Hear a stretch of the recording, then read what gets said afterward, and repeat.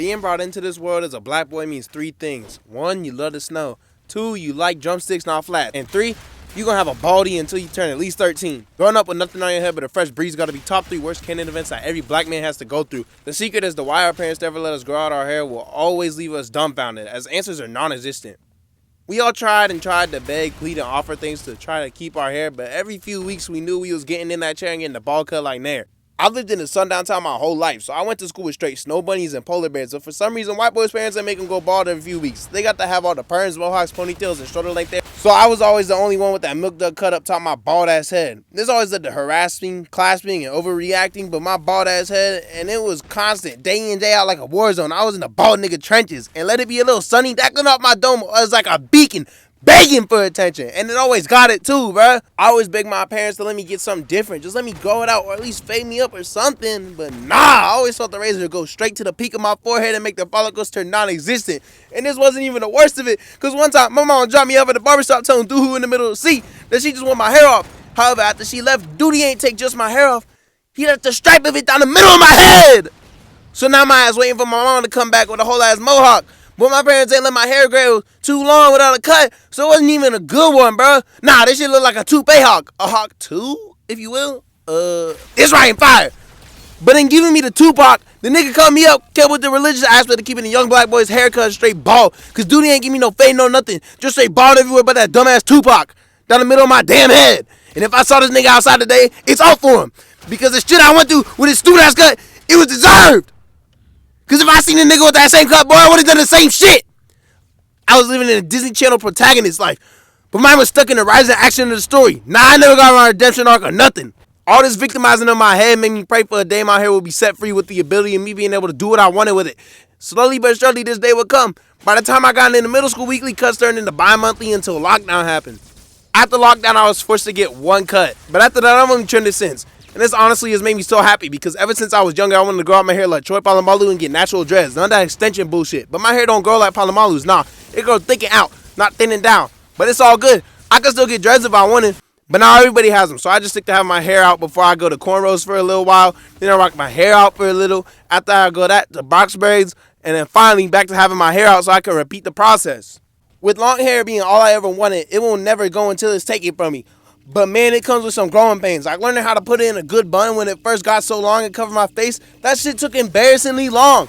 Or how I had nothing to part my hair with but a fingernail. So if I ain't parted every day, it was back to normal. And me being new to the long hair lifestyle, it took a while to get into the new routine. Especially since I didn't know what to part my hair with. Cause I ain't researched nothing and all the combs I had always broke cause my hair was too thick. Like y'all don't understand. This shit will snatch you if you ain't careful. And it ain't even that it's nappy. Like nah, I brush it out good as hell. You can run your whole hand through it, but that shit like quicksand. 1 second my finger in there getting a little itch, then the next my whole arm in there having me looking like the doc from Soul Eater, bruh. Since I brought up brushing my hair, I might as well complain about that next because dog, this shit a whole workout. Like I ain't know brushing my shit for half an hour was gonna be worse than running a whole 5K. But here we are with my shoulders grinding harder than R. Kelly with a girl of questionable age. And like I said, my hair is thick than a bitch off Food Wars. It breaks combs, it breaks any hairbrush it come across. The one thing that makes it even harder to brush my hair is that on top of the sheer volume of my hair, it's long as hell too. Last time it got measured around 40 inches. Now that shit is just long as hell. But my hair barely go past my shoulders because it's mad curly. And speaking of the curls, dear karma, the curls. Every time I used to get the baldy back when I was littler, my hair would grow back a different texture. Now I'm blaming this on the genetics because my hair always had a little mixture of textures, but it getting shaved off and not clipped for some reason made this way worse. And at a certain point, I didn't get the baldy no more. It was just scissoring my hair down until it could no longer be scissored. Pause. But the effects of it being shaved so many times are still here because the amount of texture is just awful. My stylist counted one time and she lost count at the 5. But there was more in there. It's not like I can just be like, yo, I got hair type 4C. I'm running at the board like, nah, I got all of these. It shit pissed me off because it also make it harder to brush it out. But I digress. When done brushing my hair out fully and I can finally get out of the freezing water because either the hot water tank in my house gave out again or I didn't get in the shower first, I proceeded to dry off my hair, my body, and then put my hair in a bonnet which doesn't fit because not only is my head bigger than Yo Gotti's, but my hair thicker than Brandon the barber. So this bonnet don't even fit no more. It still somewhat get the job done though. As soon as Amazon do its bitch ass job, I'ma have some new ones. Anyways, doing all these put me to sleep. But not before I pick out a fit for the next morning. And then if I make the whole night without my bonnet falling off, I still have to figure out a way to get my hair into a t-shirt. Which for anybody who ever be wondering why the necks on all my shirts be looking like water droplet racing down your window on a road trip, is because I couldn't fit my big ass head in there. Back when I was bald. And now my big ass head got a whole that 70s shows ass hairdo on it that nigga Bob Ross wish he could have had. Getting my shirt on is one thing, but getting a hoodie over my head is something I completely gave up on and started getting zip ups on me because I literally can't do that shit no more. Even when I completely take out the strings, even when my hair is braided, nigga, I can barely get a damn hoodie over my head. I still can't get it without putting my hair in one of those crusher videos on YouTube Shorts. If my sleep goes right, and all my dressing in the morning goes swell, then I can finally be able to wear my hair out with it actually looking good and on point. Now, that's not to say that's what it takes for me to wear my hair out, because quite frankly, I don't give a fuck if it ain't perfect. But yeah, I don't have to part it anymore, because I parted it down the middle so much between getting my hair done and just getting it out my face that it just splits down the middle automatically, parting each half of their size respectively. Having my hair out is awesome and all, but sometimes I don't want to deal with having my drink being mosquitoed by my own hair, so I choose to put it up for the day. Now, I've recently started to use headbands because it's so much now that hair ties just break most of the time when I try to put it up. But when they don't, I use a hair tie because it's a lot less hot, which is great, especially for working out or summertime shit, which is right around the corner. But when my hair tie breaks, oh my karma, that be the bane of my existence. But it gave me a free pass to talk to some pretty ass girls, so I can't complain too much. But it do be pissing me off when that shit break and don't just fall off my head. Nah, sometimes it be stay in there and sink. Then I gotta fish it out like they had to do shark bait when he was trying to jailbreak. Like I said earlier, I always wanted dreads, but that changed so much since then, cause now everybody has them. And honestly, most of them some ugly ass, stink ass product dreads with more dandruff than an oak infested with termites.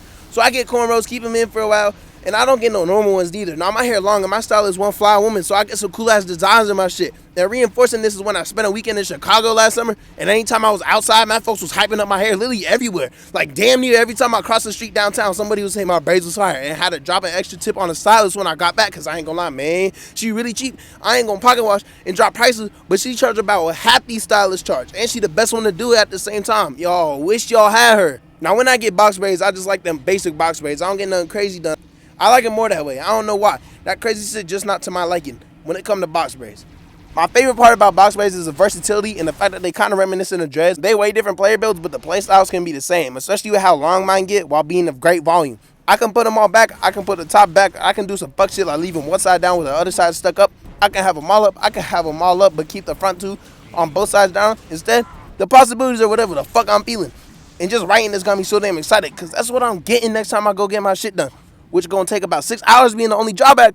But man, that should be worth it. Dare I say perfect. I can give you the world, baby girl. Having the freedom to do whatever I want with my hair makes me feel so much better about myself, man. This shit is liberating every day. I don't care that these white folk keep thinking my cornrows are dreads and my box braids are a haircut. If anything, that make me feel better, because they ain't got a clue. They less likely to do something to try to replicate it. But I have seen it, and dude told me he straight showed his mom my hair and asked her to do that to him, and I ain't gonna lie, white boy had them box braids on point, but people was on his head, so he took them out in 2 days. I still feel bad about it, but hey, it happens, bro.